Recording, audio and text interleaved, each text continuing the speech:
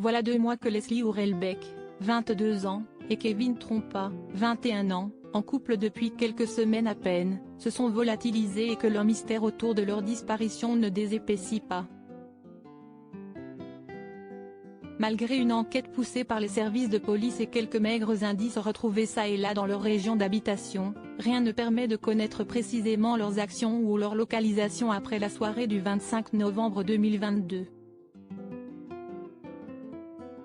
Pourtant, les familles des 2 jeunes refusent de se résigner et gardent la foi.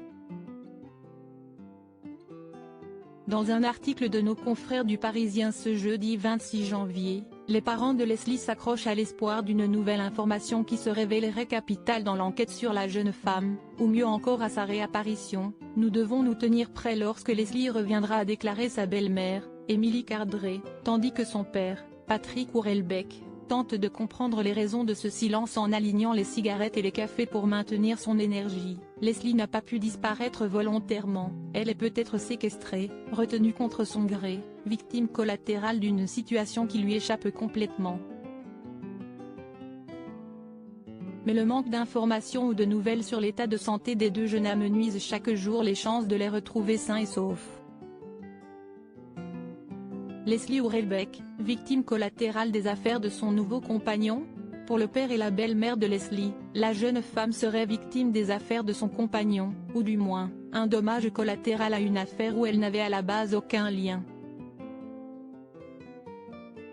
Un soupçon corroboré par le besoin urgent du jeune homme de liquidité, entre 5 000 et 10 000 € selon les sources, pour honorer un rendez-vous, le soir de sa disparition. En guise d'explication, le jeune homme aurait dit à sa belle-mère, qui lui a fourni l'argent, qu'il souhaitait acheter une voiture d'occasion. Une explication étrange, le jeune homme n'étant pas détenteur du permis de conduire.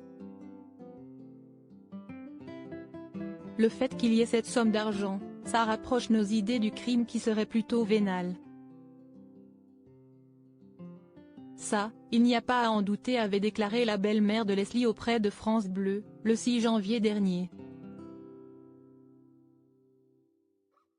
Mais le trop peu d'informations dont disposent actuellement les enquêteurs ne leur permet pas de confirmer cette affirmation.